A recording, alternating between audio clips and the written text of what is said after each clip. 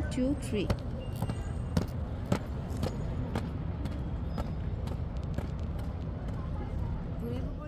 Hello আসসালামু আলাইকুম তাসমিস ব্লগে আপনাদের সবাইকে আমন্ত্রণ। আশা করছি আল্লাহর অশেষ রহমতে যে যেখানে আছেন ভালো আছেন, সুস্থ আছেন। আমিও আলহামদুলিল্লাহ ভালো আছি। পা চলবে কিন্তু হাঁটতে হবে না, এক অন্যরকম অভিজ্ঞতা, অন্যরকম আনন্দ।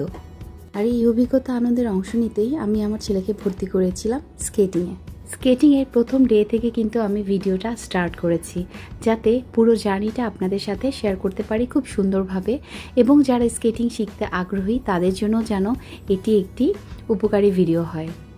যেদিন প্রথম আরহামকে নিয়ে গিয়েছিলাম সেদিন অন্য একটা স্কেটিং দিয়ে, মানে 4 চাকার একটা স্কেটিং দিয়ে স্যার বারবার দেখছিল যে ও কতটুকু পারবে।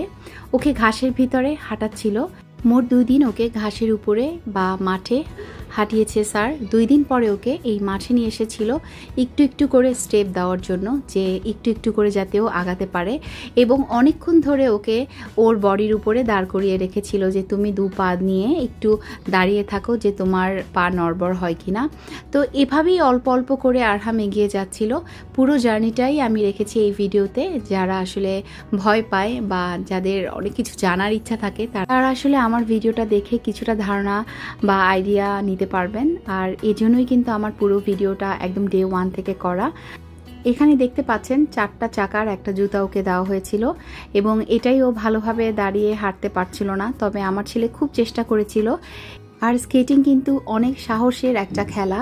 শুধু সন্তানের সাহস থাকলেই হবে না, বাবা মারও অনেক সাহস নিয়ে এই খেলায় বাচ্চাদেরকে অংশগ্রহণ করাতে হবে। অনেক সময় বাচ্চাদের অনেক বড় ছোট দুর্ঘটনা হয়, সেটা দেখার সাহস রাখতে হবে। আবার অনেক সময় কোনো ধরনের দুর্ঘটনাই হয় না, টুকটাক যা শিখতে গেলে হয় ওটুকু ব্যথা ট্যাথা পায়, তারপরে ঠিকভাবে ও নিজের পায়ে দাঁড়াতে পারে। আর আমি কিন্তু প্রথম থেকে খুব ভয় পাচ্ছিলাম ওকে দিতে, কারণ অনেকেই আমার সাথে যেগুলো শেয়ার করেছে সেগুলো আসলে খুব ভয়েরই জিনিস ছিল। আমি তারপরে মনে হচ্ছিল যে না, আরহামকে অনেক কিছুতেই দিচ্ছি, বাট এটা আমি না করাই, কারণ এটা খুবই কঠিন একটা কাজ। বাট কেন জানি না আমার ছেলে একদম অস্থির হয়ে গিয়েছিল যে সে স্কেটিং করবেই, সে পারবেই এরকম। স্কেটিং মাঠে নেওয়ার পরে দেখলো যে ও ভালোভাবে দাঁড়াতে পারেনি। তো স্যার বলল তোমার আরও কিছুক্ষণ বা কিছুদিন মাঠে এভাবে প্র্যাকটিস করতে হবে। মাঠে প্র্যাকটিস করে নিজের পায়ে দাঁড়াতে পারলেই তুমি স্কেটিংয়ের যে মাঠটা সেখানে তুমি আসতে পারবে। তো আরহাম বারবারই চাচ্ছিল যে স্কেটিং মাঠে ও কখন যাবে, কখন মানে ও স্কেটিং করতে পারবে। ও ভাবছিল ব্যাপারটা খুবই সহজ। ওখানকার বন্ধুদের যখনই দেখছিল যে ওরা খুব সুন্দর চালাতে পারছিল, ও বারবারই ওদের দেখে আগাতে চাচ্ছিল বা চেষ্টা করছিল, বারবার পড়ে যাচ্ছিল, আবার সে উঠে ট্রাই করছিল। তো আরহাম আমাকে প্রায় বলতো যে স্কেটিং শিখতে চায়। তো আমি সাহস করে নিয়ে গেলাম। আর ওর জুতো জোড়া প্রায় 7 দিন পরে আমি কিনে দিয়েছিলাম, যখন বুঝতে পারলাম স্যার বলল যে না, ও ভালো করবে ইনশাআল্লাহ, এবং ওকে দিয়ে রাখেন। আমি যখন ঢুকেছিলাম তখন অনেককেই ভর্তি হতে দেখেছি, আবার চলেও যেতে দেখেছি, কিন্তু আমি লেগেছিলাম। আমার মনে হলো যে আমি দেখি 7-8টা দিন দেখি করিয়ে, যদি ও না পারে সেক্ষেত্রে হয়তো আমি চলে যাব। কিন্তু আরহাম আলহামদুলিল্লাহ একটু একটু করে ওর চেষ্টাটা এবং ওর সাহসটা ওকে আসলে এগিয়ে নিয়ে গিয়েছে। আমি শুধু মা হিসেবে পিছনে সাপোর্ট দিয়েছি। তো এখন সে একদম ব্লু যে মাঠটা আছে সেখানে একটু একটু করে স্যার বলেছে এখানে হাঁটতে পারবে, ব্যালেন্সটা করার চেষ্টা করছে। আর এর ভিতরে সে অনেকবার পড়ে গিয়েছে, আবার উঠেছে, এভাবেই আসলে চলছিল। আমার সাথে বা আরহামের সাথে যারা ভর্তি হয়েছিল সেখান থেকে অর্ধেক তো বললাম যে চলে গিয়েছে, আর কিছু যারা ছিল তারা এভাবেই পড়ে যাচ্ছিল, আবার উঠছিল। আর মা বাবা যারাই আসে তারা খুব সাহস দেয়। আসলে আমি যেটা বলছিলাম যে বাচ্চাদের সাহসের থেকে মা বাবার সাহসটাও কিন্তু এখানে অনেক হতে হবে। আর পড়ালেখার পাশাপাশি আমি চাচ্ছিলাম ও একটু খেলাধুলা করুক, আর খেলাধুলার ভিতরে ওর পছন্দের যেহেতু স্কেটিং ছিল সেটাই আমি দিয়েছি। প্রথমে আমার সাহস হচ্ছিল না, ছেলের সাহস দেখে আমার মনে হলো যে না, আমি একটু সাহসিকতার পরিচয় দেখাই। আর এখানে আমার মেয়েও বারবার ওর সাথে ট্রাই করছিল যে স্কেটিং করবে, বাট আমি এখনও মেয়েকে দেইনি। তবে আমারও ইচ্ছা আছে যে আমি আনায়াকে নিয়েও এই এক্সপেরিমেন্টটা চালাবো যে ও পারে কিনা। স্যারের সাথে কথা বলেছি, স্যার বলেছে যে আর কিছুদিন যাক, ওর পাগুলো এখনও এত মানে রেডি হয়নি স্কেটিংয়ের জন্য। তো আমি সেটাও হয়তো ইনশাল্লাহ যদি আল্লাহ চায় আমি শেয়ার করব। আমার ভিডিওটা একটু বড় হয়েছে, কারণ আমি চাচ্ছিলাম যে পুরো জার্নিটা প্যারেন্টসরা দেখুক এবং বুঝতে পারবে তারা যে কিভাবে আসলে একটু একটু করে এগিয়ে যাওয়া যায়। এর ভিতরে মাঝে মাঝে স্যার আবার ওকে মাঠে হাঁটিয়েছে, আবার স্কেটিং বোর্ডে হাঁটিয়েছে। এভাবেই মোটামুটি 1 মাস সময়ের ভিতরে আরহাম টুকটাক চালাতে পারছিল এবং ওর মতো করে চালাচ্ছিল, পড়ে যাচ্ছিল, আবার উঠে দাঁড়াচ্ছিল। অনেকগুলো ব্যথা সে পেয়েছে, কিন্তু আমাকে অনেক সময় বলেনি, কারণ আমি ভয় পেতাম। আমি বলতাম যে না বাবা, তোমার এটা করতে হবে না। আর স্যার খুবই আন্তরিক ছিল দেখেই হয়তো পেরেছে। এমনও সময় গিয়েছে আরহাম এত মানে ঘামে ভিজে গিয়েছে, আমার মনে হয়েছে পরের দিন আর আমি আনবো না।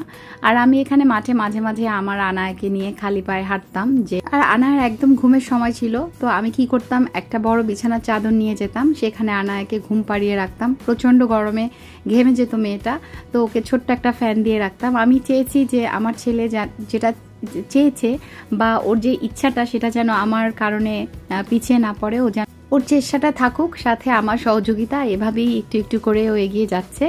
আর আমি চেষ্টা করতাম ওকে রেগুলার ক্লাস করাতে। আমার এখানে শেখানোর পিছনে যে কারণটা ছিল সেটা হচ্ছে ওর টাইমিংয়ে, স্কুল টাইমিংয়ের সাথে ওর টাইমটা মিলে যেত। তো আমি মাঝে মাঝে যখন আনায়াকে নিয়ে যেতাম, স্যার আনায়াকে নিয়ে অনেক দুষ্টামি করতো। মা হিসেবে আমার যতটুকু করা দায়িত্ব আমি করেছি, বাকিটা আমার ছেলের ইচ্ছা, চেষ্টা সব কিছুই ছিল। স্যার বলছিল সামনে একটা বড় কম্পিটিশন হবে, তো আমি ওকে অ্যাটেন্ড করাবো অন্য বাচ্চাদের সাথে। আর এখানে আমি ওকে ধানমন্ডিতে ভর্তি করেছিলাম। আর স্যার বলেছিল ওকে 3 চাকাটা দিতে, মানে 3 হুইল দিলে ওর জন্য ভালো হবে, কারণ ওর এখানে ইচ্ছাটা অনেক বেশি। তো এই 3 হুইল জুতাটার দাম নিয়েছিল 15,600 টাকা। 15,600 টাকা দিয়ে আমি জুতাটা নিয়েছিলাম। তো একদিন দেখি আরহাম যখন চালাচ্ছিল, মানে স্কেটিং করছিল, তখন একটা ছোট্ট পিঁপড়া ওর পায়ের নিচে এসেছে।